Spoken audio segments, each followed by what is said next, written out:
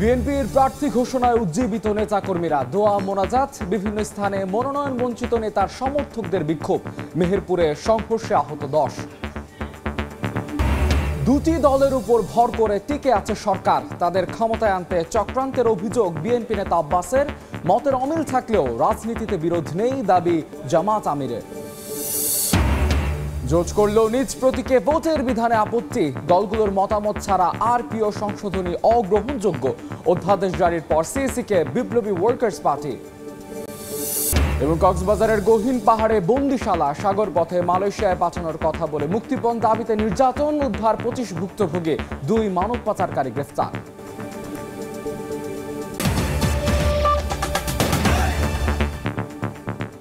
সময় সংবাদের সঙ্গে আছে আমি মাহাদি ইসলাম ধ্রুব। জাতীয় নির্বাচনে বিএনপির সম্ভাব্য প্রার্থী ঘোষণায় উজ্জীবিত নেতাকর্মীরা দলের প্রতিষ্ঠাতা সমাধিতে শ্রদ্ধা জানানোর পাশাপাশি নিজ নিজ এলাকায় শুভেচ্ছা বিনিময় করেছেন। দলীয় কর্মীরা ঐক্যবদ্ধ থাকলে বিজয় নিশ্চিত বলে আশাবাদ ব্যক্ত করেন নেতারা। দুটি দলের উপর ভর করে সরকার টিকে আছে বলে মন্তব্য করে নেতারা অভিযোগ করেন তাদের ক্ষমতায় আনতে চক্রান্ত চলছে। জাতীয় সংসদ নির্বাচন ঘিরে 237টি সংসদীয় আসনে সম্ভাব্য প্রার্থী তালিকা প্রকাশ করেছে বিএনপি। এরপর থেকেই নেতাকর্মীদের মাঝে শুরু হয় উচ্ছ্বাস। দেশের বিভিন্ন স্থানে সম্ভাব্য প্রার্থীর সমর্থকরা আনন্দে মেতে ওঠেন। নির্বাচনে বিএনপির হয়ে লড়তে সবুজ সংকেত পেয়ে মঙ্গলবার সকাল থেকেই নিজ নিজ আসনে ব্যস্ত সময় পার করেন মনোনয়ন প্রত্যাশীরা। ঢাকা 16 আসনের দল মনোনীত সম্ভাব্য প্রার্থী আমিনুল হক বিএনপির প্রতিষ্ঠাতা শহীদ রাষ্ট্রপতি জিয়াউর রহমানের সমাধিতে শ্রদ্ধা নিবেদন করে দোয়া মোনাজাত করেন। পরে তিনি গণমাধ্যমে বলেন, রাজনীতিতে গুণগত পরিবর্তন আনতে চান তারা। আমাদের মাননীয় ভারপ্রাপ্ত চেয়ারম্যান জনাব তারেক রহমান ইতিমধ্যে বলেছেন যে আমরা যাকেই মনোনয়ন দিব তার পক্ষে আমরা প্রত্যেকটি নেতা কর্মী সকলে ঐক্যবদ্ধভাবে আমরা একযোগে কাজ করব। এদিকে রাজধানীর নয়াপল্টনে সাবেক মেয়র বীর মুক্তিযোদ্ধা সাদেক হোসেন খোকার 6ষ্ঠ মৃত্যুবার্ষিকী উপলক্ষে আলোচনা ও দোয়া মাহফিলে তার বড় ছেলে ঢাকা 6-এর সম্ভাব্য প্রার্থী ইশরাক হোসেন বলেন, মনোনয়ন আসবে যাবে, জাতীয়তাবাদীর আদর্শে স্বাধীনতা সার্বভৌম রক্ষায় নেতাকর্মীদের এগিয়ে যাওয়ার আহ্বান তার। দল যাকেই মনোনয়ন দেখ বা না দেখ, আমরা ইনশাল্লাহ ধানের শীষের প্রার্থীদের বিজয়ী করার জন্য প্রস্তুতি প্রয়োজন, সেটি আমরা করব ইনশাল্লাহ। একই অনুষ্ঠানে বিএনপি চেয়ারপারসনের উপদেষ্টা আব্দুল সালাম বলেন, মনোনীত প্রার্থীদের বিজয়ী করতে ঐক্যবদ্ধভাবে কাজ করতে হবে তাদের। এখন একটাই কাজ যে আমাদের প্রত্যেকটা পার্লামেন্ট সিটে যারা আছে তাদেরকে জয়লাভ করাইতে হবে এবং তারেক রহমানের হাতকে শক্তিশালী করতে হবে। একই অনুষ্ঠানে মরহুম সাদেক হোসেন খোকার দীর্ঘদিনের সহযোদ্ধা বিএনপির স্থায়ী কমিটির সদস্য মির্জা আব্বাস তাদের সম্পর্কের স্মৃতিচারণ করেন। পরে দল ঘোষিত সম্ভাব্য মনোনয়নকে স্বাগত জানিয়ে মির্জা আব্বাস বলেন, নির্বাচনী যাত্রায় দলীয় কর্মীরা ঐক্যবদ্ধ থাকলে বিএনপির বিজয় হবে। একটাই চেয়ারম্যান সাহেব যেটা করেছেন ভেবেচিন্তে করেছেন, আমরা অনেকটা শুদ্ধ দেওয়ার চেষ্টা করেছি, উনি গ্রহণও করেছেন। তো এখন একই জায়গায় তো অনেক ভালো ভালো প্রার্থী থাকতেই পারে। বিশাল একটা যাত্রার নির্বাচনী পথে আমরা রওনা হয়েছি, সেখানে আমাদেরকে জয়লাভ করতে হবে, সেটাকে মাথায় রেখে আমরা সবাই একযোগে কাজ করব। বর্তমান সরকার আওয়ামী কায়দায় রাতের ভোটের মতো ষড়যন্ত্র করে দুটি দলকে জেতানোর চেষ্টা করছে, এমন অভিযোগ করে মির্জা আব্বাস বলেন, স্বাধীনতা বিরোধীদের নয় বরং দেশপ্রেমিক দলকে আওয়ামী লীগের সমর্থকরা ভোট দেবেন। এই সরকার দুটি দলের উপরে, একটি তাদের নিজস্ব সৃষ্ট দল আর একটা পুরনো দল, এদের উপরে ভর করে সরকার টিকে আছে। এই দলগুলোকে জেতানোর জন্য সরকার যে কোনো অবৈধ প্রক্রিয়ার আশ্রয় নিতে পারে। সকল আওয়ামী লীগের অন্য কাউকে ভোট দেবে না, তারা দেশপ্রেমিক দলকেই ভোট দেবে। একটি দল স্বৈরাচারকে পুনর্বাসন করতে চায় মন্তব্য করে মির্জা আব্বাস প্রশ্ন রেখে বলেন, যারা বাংলাদেশকে চায়নি তারা আবার দেশের শাসনভার চায় কিভাবে। আহমেদ সালেহিন, সময় সংবাদ, ঢাকা। বিএনপির সম্ভাব্য প্রার্থী ঘোষণায় রাজধানীর বাইরেও বইছে উৎসবের হাওয়া। ব্যাপক উৎসাহ উদ্দীপনা দেখা দিয়েছে নেতাকর্মীদের মাঝে। নিজ নিজ এলাকায় শুভেচ্ছা বিনিময় এবং দিক নির্দেশনা প্রদানে ব্যস্ত সময় পার করছেন দল থেকে গ্রিন সিগন্যাল পাওয়া প্রার্থীরা।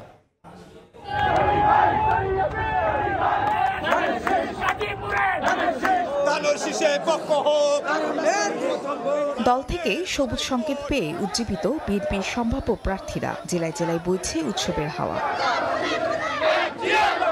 মঙ্গলবার সকালে চট্টগ্রাম সাতক্ষীরায় বিএনপি প্রার্থীদের বাসভবনের সামনে ভিড় করেন নেতাকর্মী ও সমর্থকরা। ফুল দিয়ে শুভেচ্ছা জানানোর পাশাপাশি একে অপরের সঙ্গে কুশলাদি বিনিময় করেন।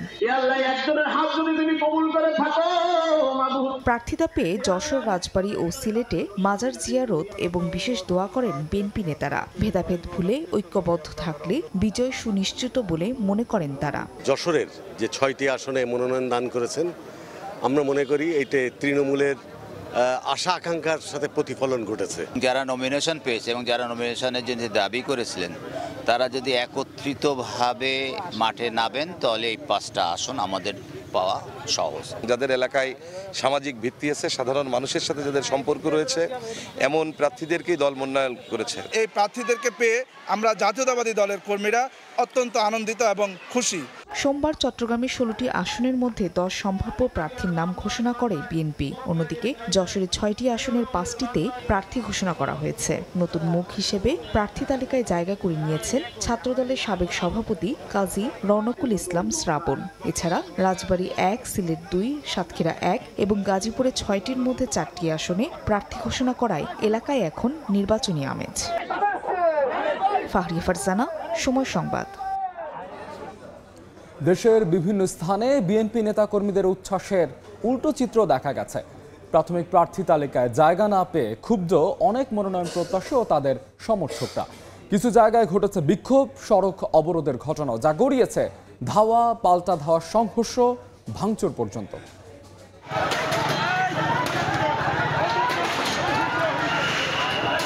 নির্বাচন সামনে রেখে বিএনপির প্রাথমিক তালিকায় জায়গা পাওয়া প্রার্থী সমর্থকদের মধ্যে উচ্ছ্বাস দেখা গেলেও উল্টো প্রতিক্রিয়া দেখা গেছে বঞ্চিতদের মধ্যে। মঙ্গলবার সকালে মেহেরপুরে বিএনপির প্রাথমিক তালিকায় জায়গা পাওয়া আমজাদ হোসেন ও বঞ্চিত প্রার্থী জেলা বিএনপির সভাপতি জাভেদ মাসুদ মিল্টনের সমর্থকদের মধ্যে উত্তেজনা দেখা দেয়। এক পর্যায়ে দুপক্ষের মধ্যে চলে ধাওয়া পাল্টা ধাওয়া। ভাঙচুর করা হয় আমজাদ হোসেনের নির্বাচনী কার্যালয়ে। সংঘর্ষে আহত হন অন্তত 10 জন। খবর পেয়ে পুলিশ ঘটনাস্থলে গিয়ে পরিস্থিতি নিয়ন্ত্রণে আনে। আশাশুনি ও কালীগঞ্জ উপজেলা নিয়ে গঠিত সাতক্ষীরা 3 আসনে বিএনপির প্রার্থী তালিকায় জায়গা পাননি অধ্যাপক ডাক্তার মোহাম্মদ শহীদুল আলম। এতে ক্ষোভে ফেটে পড়েন তার সমর্থকরা। কালীগঞ্জ এলাকায় মহাসড়কে অবস্থান নিয়ে টায়ার জ্বালিয়ে অবরোধ ও বিক্ষোভ করেন তারা। আমাদের ডাক্তার শহীদুল আলমকে মনোনয়ন দেওয়া হোক এবং আমরা যতক্ষণ তার মনোনয়ন না দেওয়া হবে আমরা এই রাস্তা থেকে যাব না। আগে আমরা এই 17টা বছর যে নির্যাতন যন্ত্রণা ভোগ করতে পেরেছি, তা আমরা আজকে এই যন্ত্রণাটা ভোগ করতে পারবো না। 17 বছর এই কাজী আলাউদ্দিন সাহেবের কোনো খোঁজ ছিল না। চাঁদপুর 4 আসনে বিএনপির মনোনয়ন প্রত্যাশী এম এ হান্নানের অনুসারীরা ফরিদগঞ্জে সড়ক অবরোধ করেন। এক পর্যায়ে সড়কে টায়ার জ্বালিয়ে আগুন ধরিয়ে বিক্ষোভ করেন তারা। এই আসনে বিএনপির মনোনয়ন পেয়েছেন মোহাম্মদ হারুনুর রশিদ। আমাদের দাবি আলহাজ এম এ হান্নান সাহেবকে যেন পুনরায় আবার নমিনেশন দিয়ে আমাদের ফরিদগঞ্জের মাটিতে পাঠান। এদিকে চট্টগ্রাম 4 আসনে বিএনপির প্রাথমিক প্রার্থী তালিকায় জায়গা না পাওয়াকে কেন্দ্র করে সড়ক অবরোধ সহ জনস্বার্থ বিরোধী কাজের অভিযোগে আসলাম চৌধুরীর 4 অনুসারীকে বহিষ্কার করা হয়েছে। বিএনপির জ্যেষ্ঠ যুগ্ম মহাসচিব রুহুল কবির রিজভী স্বাক্ষরিত এক সংবাদ বিজ্ঞপ্তিতে এ তথ্য জানানো হয়। তৌফিক মাহমুদ, সময় সংবাদ। এই মুহূর্তে মেহেরপুরের গাংনীতে আছেন সহকর্মী বেন ইয়ামিন, সরাসরি যাচ্ছে তার কাছে। ইয়ামিন, মেহেরপুরের গাংনী অর্থাৎ 73 সংসদীয় আসন মেহেরপুর 2 আসনে ইতিমধ্যে মনোনয়ন কেন্দ্রিক যে জটিলতা, সেই জটিলতা কিংবা মনোনয়ন কেন্দ্রিক যে নাম ঘোষণার পরে বিএনপির 2 গ্রুপের মধ্যে সংঘর্ষের ঘটনা ঘটেছে। গতকাল রাত্রেই কিন্তু আমরা দেখেছি বিএনপির একটি পক্ষর সমর্থকদের একটি বিক্ষোভ মিছিলের মাধ্যমে তারা মনোনয়ন বাতিলের জন্য কিন্তু অগ্নিসংযোগ, রাস্তায় অগ্নিসংযোগ এবং বিক্ষোভ মিছিলের মতন কর্মসূচি পালন করেছে। তো সেই ক্ষেত্রে তা আজকে সকাল থেকে সকাল 11টার দিকে কিন্তু সেই সূত্রপাতের ধরেই কিন্তু মেহেরপুরে এই 2 আসনে ইতিমধ্যে ভাঙচুর, অগ্নিসংযোগ, ধাওয়া, পাল্টা ধাওয়ার মতন ঘটনা ঘটেছে। সকাল 11টার দিকে বিএনপির সদ্য মনোনয়ন প্রাপ্ত আমজাদ হোসেন সাবেক সংসদ সদস্যের সমর্থকদের কাছ থেকে জানা গেছে যে আমজাদ হোসেনের যে সমর্থকরা তারা আমজাদ হোসেনকে নিয়ে একটি গণসংযোগের জন্য বের হচ্ছিল। সেই সময় জাভেদ মাসুদ মিল্টনের সমর্থকদের পক্ষ থেকে পাল্টা ধাওয়ার ঘটনা ঘটে। এখনো কিন্তু গাংনীতে একটি তুমুল উত্তেজনা বিরাজ করছে এবং পুলিশ কিন্তু মোতায়েন রয়েছে। এই ছিল মেহেরপুরের সর্বশেষ খবর। সরাসরি যুক্ত ছিলাম মেহেরপুরে। এদিকে আগারগাঁওয়ে নির্বাচন কমিশন ভবনে ব্রিফ করছেন নির্বাচন কমিশন সচিব আক্তার আহমেদ। সরাসরি যাচ্ছে সেখানে। মাঠ পর্যায় থেকে যে তথ্য পাওয়া গেছে সেই তথ্যের আবার ধারাবাহিকতায় আমরা 7টা রাজনৈতিক দলের নিবন্ধনের কথা বলেছে যে না, তারা কোয়ালিফাই করে না। একটা রাজনৈতিক দলের বিষয়ে আপনার বাংলাদেশ নেজামে ইসলাম পার্টি, তাদের ব্যাপারে মাননীয় হাইকোর্টের দায়েরকৃত রিট একটা আবেদন আর রায় প্রাপ্তির পরে এটা সিদ্ধান্ত নেওয়া হবে। এটা আর বাকি যেগুলো আছে 7টা দলের ক্ষেত্রে আমরা বলেছি যে না, তারা কোয়ালিফাই করেন না, মিনিমাম রিকোয়ারমেন্টটুকু ফুলফিল করেন না। আর এর ধারাবাহিকতায় পুনঃতদন্ত করে আমরা যে সিদ্ধান্তে কমিশন এসছেন সেটা আমি বলছি যে আপনার রাজনৈতিক কর্মকাণ্ডের ধারাবাহিকতায় এবং অংশগ্রহণ অতীত নির্বাচন সংক্রান্ত ধারাবাহিকতায় 3টা দল প্রাথমিকভাবে বিবেচিত হয়েছিল: জাতীয় জনতা পার্টি, জাতীয় সমাজতান্ত্রিক দল, জাসদ শাহজাহান সিরাজ এবং বাংলাদেশ জাতীয় লীগ। কিন্তু পরবর্তীতে এটা অধিকতর যাচাই বাছাইতে লক্ষ্য করা গেছে যে তাদের কার্যক্রমের ধারাবাহিকতা নাই, সেই জন্য 3টাকেও বাতিল করা হচ্ছে। এবং আর যেগুলো ছিল তার মধ্যে থেকে আম জনতার দল, Bangladesh justice and development party, Bhasani Janashakti party, Bangladesh বেকার মুক্তি পরিষদ, জনতার দল, মৌলিক বাংলা, জনতার পার্টি, বাংলাদেশ গণতান্ত্রিক পার্টি, এই 8টা দলের সঠিকতা না পাওয়ার জন্য নামঞ্জুর করা হয়েছে। তাহলে আমরা 3টা দলের কাগজপত্র সঠিকতায় পেয়েছি এবং সেই 3টার দল হচ্ছে বাংলাদেশ সমাজতান্ত্রিক দল মার্ক্সবাদী, বাংলাদেশ আম জনগণ পার্টি এবং জাতীয় নাগরিক পার্টি এনসিপি। এই 3টা দলের ব্যাপারে এই নতুন প্রার্থিত নিবন্ধনের বিষয়ে এটা কমিশন মনে করেছেন যে এই 3টা দল রাজনৈতিক দল হিসেবে নিবন্ধন পেতে পারেন এবং তাদের ব্যাপারে আগামীকাল পত্রিকায় আমরা বিজ্ঞপ্তি দিব যাচাই বাছাইয়ের জন্য, অভিমতের জন্য। এবং 12 তারিখের ভিতরে আমরা এই অভিমতগুলোর সময়সীমা, জনসাধারণের সময়সীমা নির্ধারণ করে দিচ্ছি এবং এই নির্ধারিত সময়সীমার মধ্যে যে তথ্য পাওয়া যাবে সেটা পর্যালোচনা করে চূড়ান্ত সিদ্ধান্ত নেওয়া হবে। এই 3টা দলের নাম একটা হচ্ছে যে বাংলাদেশ সমাজতান্ত্রিক দল মার্ক্সবাদী, বাংলাদেশ আম জনগণ পার্টি এবং জাতীয় নাগরিক পার্টি এনসিপি। ঠিক আছে?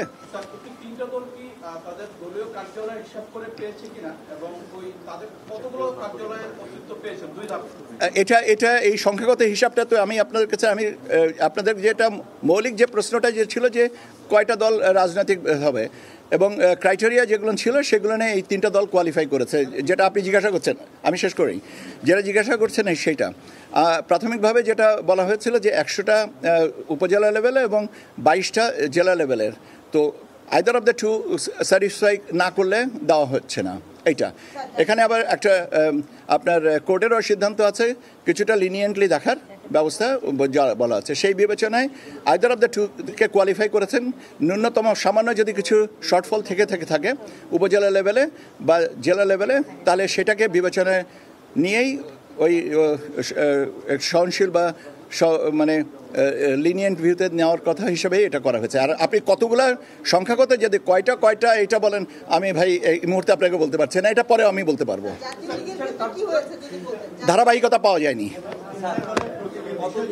প্রতীকের বিষয়টা এখনো পর্যন্ত যেটা আমার কাছে যেটা আমার জানা আছে যে এনসিপি চেয়েছে শাপলা কলি, আর একটা দল চেয়েছে কাছি, আর একটা দল তাদের প্রতীক পরিবর্তনের জন্য অনুরোধ করেছে। সেটা নিয়ে এখন সেই জন্য এই প্রতীকটা বলি নাই।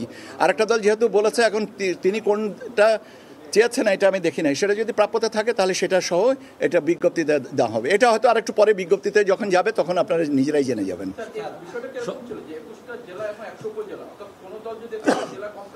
আমি বলেছি তো যে সংখ্যাগত হিসাবটুকু আমি আপনাকে স্মৃতি আমার নাই, মনে নাই, তবে সামান্য জায়গায় শর্টফল থাকলে সামান্য ধরো 98টা উপজেলা কভার করেছে, এই দুটার জন্য জিনিসটাকে আটকানো মানে করা হয়নি, সেই জায়গাটা আমি বলছি। এখন 97টা করেছে না 98 করেছে এটা মনে রাখতে পারিনি। এটা 12 তারিখ পর্যন্ত সময়সীমার ভিতরে আমরা দাবি আপত্তি বা অভিমত পাবো। 12 তারিখের পরে 2-1টা দিন তো লাগবে। আমরা এটার পরে যদি কোনো সমস্যা যদি না থাকে তাহলে 14 তারিখ 15 তারিখের ভিতরে হয়ে যাবে। ওকে,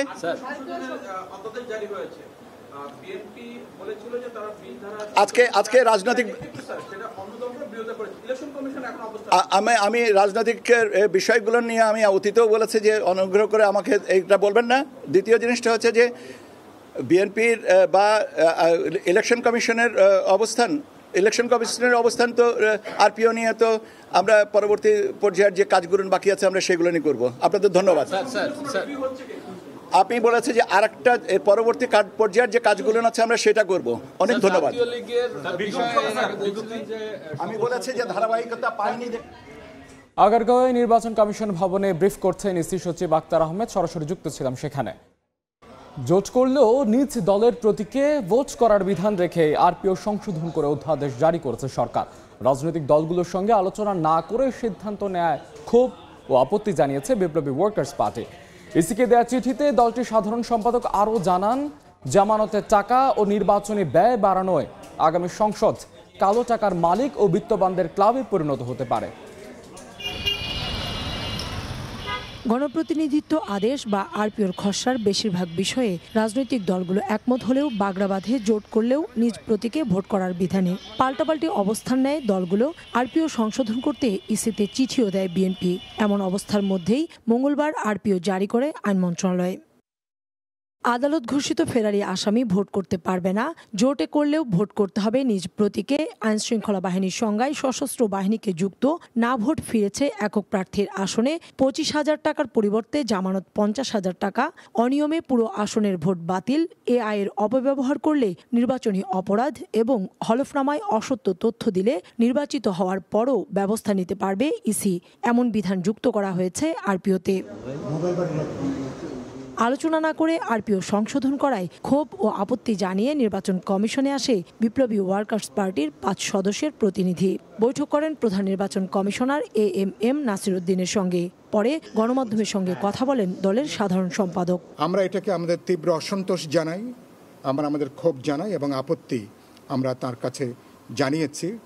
কারণ রাজনৈতিক দলগুলোর সঙ্গে আলাপ আলোচনা না করে আরপিওর বা গণপ্রতিনিধিত্ব আদেশটা চূড়ান্ত করাটা আমরা মনে করি এটা কোনো বিবেচনাসম্মত কোনো কাজ হয়নি। প্রার্থীদের জামানতের টাকা ও নির্বাচনী ব্যয় বাড়ানো অযৌক্তিক দাবি করে এতে আগামী সংসদ কালো টাকার মালিক ও বিত্তবানদের ক্লাবে পরিণত হওয়ার শঙ্কা সাইফুল হকের। নির্বাচনে কালো টাকা, অবৈধ অর্থ, বিত্তবানরা এবং নানা মাফিয়া গোষ্ঠী নানা দলের ছদ্মাবরণে তারা যদি ঢুকে পড়ে এবং তারা যদি কোনো না কোনোভাবে যদি এভাবে একটা টাকার খেলা যদি নির্বাচনকে পর্যবেসিত করেন, তাহলে আশঙ্কা আছে আগামী জাতীয় সংসদও কিন্তু এক ধরনের বিত্তবান এবং টাকাওয়ালা এবং কালো টাকার মালিকদের কিন্তু ক্লাবে পর্যবেসিত হওয়ার। বলেন, নির্বাচন কমিশনের এবার সবচেয়ে বড় চ্যালেঞ্জ হলো সাংবিধানিক প্রতিষ্ঠান হিসেবে নিজেদের ভুলণ্ঠিত মর্যাদা পুনরুদ্ধার করা। যথেষ্ট পরিচিতি। কাউসার চৌধুরী কুমু, সময় সংবাদ, ঢাকা। সময় সংবাদে আরো থাকছে, অনলাইন জুয়ায় লেনদেন সন্দেহজনক 5,000 MFS অ্যাকাউন্ট বন্ধ করল সরকার। বেটিং সাইটে ইন্টারনেটের গতি কমানোর সিদ্ধান্ত বিটিআরসি।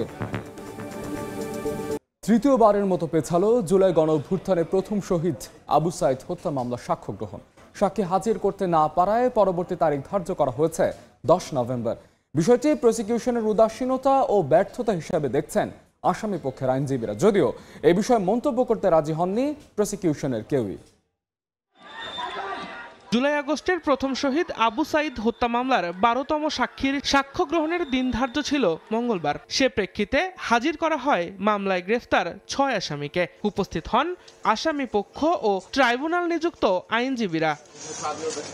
বিপত্তি বাধে সাক্ষী হাজির না হওয়ায় পরে সময় চেয়ে আবেদন করে প্রসিকিউশন। শুধু এদিনই নয়, এর আগেও অন্তত ২ বার সাক্ষী হাজির করতে পারেনি প্রসিকিউশন। এতে ক্ষোভ প্রকাশ করেন ট্রাইব্যুনাল। বারবার সাক্ষী হাজির করতে ব্যর্থ হওয়ায় ক্ষোভ প্রকাশ করেন আসামি পক্ষের আইনজীবীরাও। গত ৩টি ধার্য তারিখে প্রসিকিউশন পক্ষে সময়ের আবেদন দিয়েছেন সাক্ষী উপস্থাপনের জন্য। যদিও সেই আইন অনুসারে আমরা কপি পাইনি, তারপরও আমরা দেখলাম যে সাক্ষী উপস্থিত হয়নি। তারা বিষয়টিকে প্রসিকিউশনের ব্যর্থতা ও উদাসীনতা হিসেবে দেখছেন। আমরা সেই সময়ের আবেদন সরাসরি না পেলেও এবং কারণ জানতে না পাইলেও ইহা প্রতীয়মান হয় যে প্রসিকিউশনের ব্যর্থতার কারণে এই সাক্ষী উপস্থাপিত হয়নি আদালতে। যদিও এ বিষয়ে কোনো মন্তব্য করতে চাননি প্রসিকিউশনের কেউই। এদিন ট্রাইব্যুনাল ১-এ রামপুরায় কার্নিশে ঝুলে থাকা এক যুবককে গুলি ও ২ জনকে হত্যা মামলায় চতুর্থ দিনের সাক্ষ্য জেরা অনুষ্ঠিত হয়। দিন মোহাম্মদ সাব্বির, সময় সংবাদ, ঢাকা।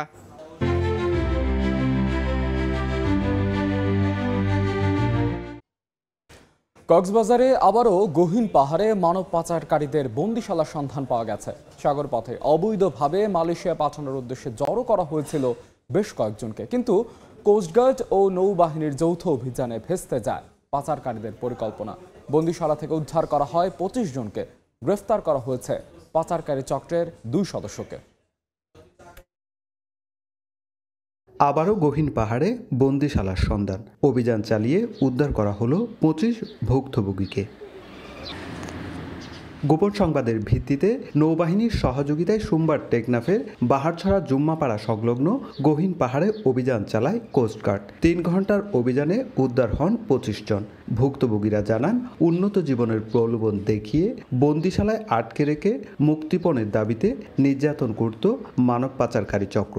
আর যখন গরদ দাঁতে চায়, গরদ দাঁড়ে হয়তো ৫ লাখ, মালয়েশিয়া দাঁড়িয়ে ৩ লাখ।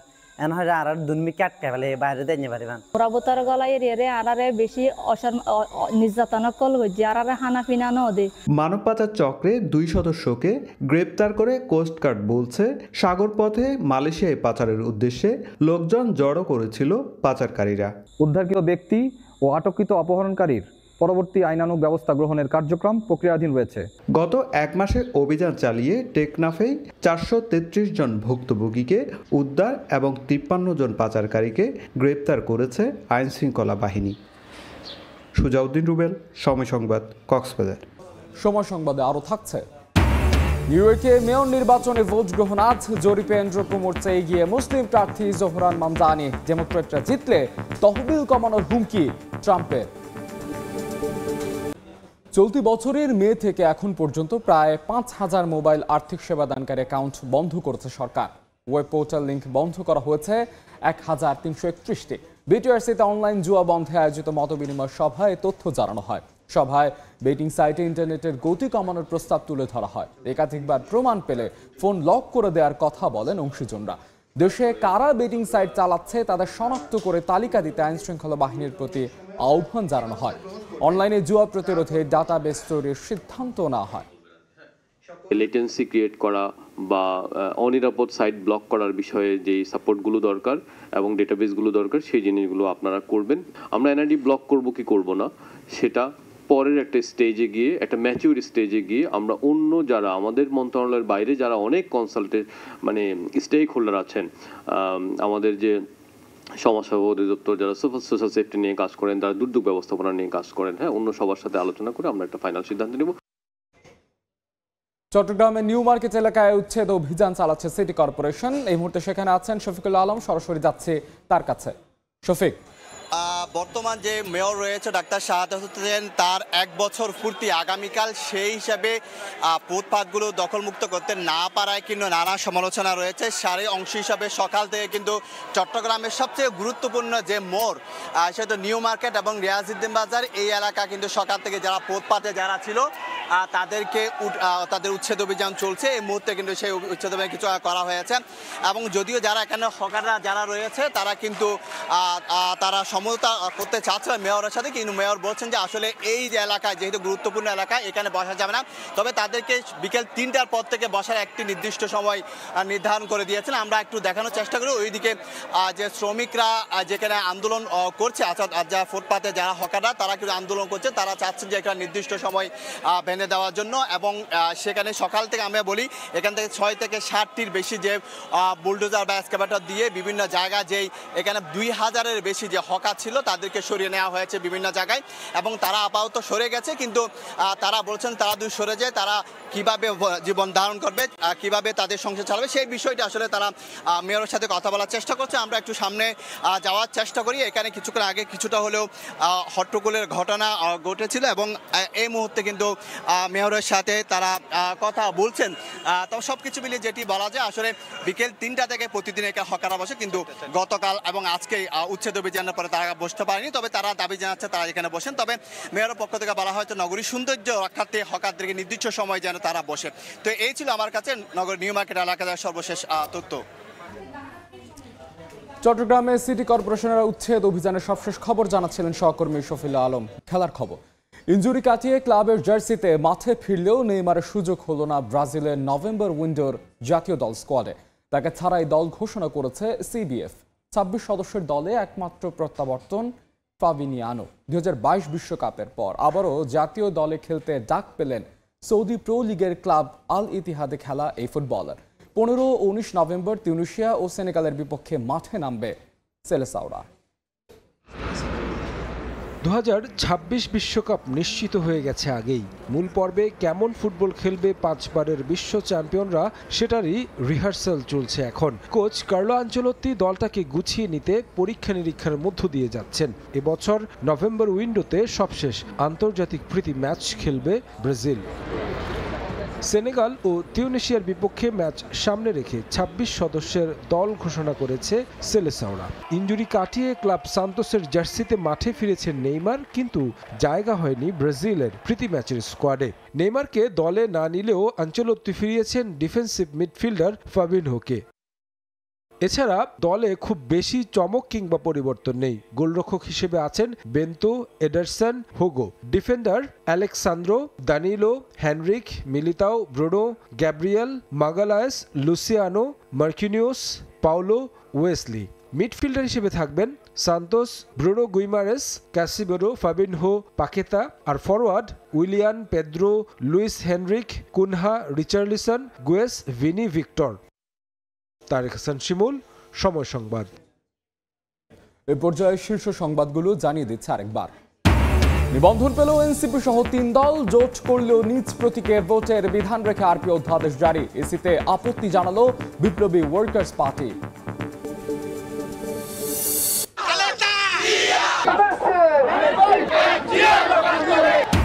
বিএনপির প্রার্থী ঘোষণায় উজ্জীবিত নেতা কর্মীরা, দোয়া মোনাজাত। বিভিন্ন স্থানে মনোনয়ন বঞ্চিত নেতার সমর্থকদের বিক্ষোভ। মেহেরপুরে সংঘর্ষে আহত 10। এবং 2টি দলের উপর ভর করে টিকে আছে সরকার। তাদের ক্ষমতায় আনতে চক্রান্তের অভিযোগ বিএনপি নেতা আব্বাসের। মতের অমিল থাকলেও রাজনীতিতে বিরোধ নেই, দাবি জামাত আমিরের।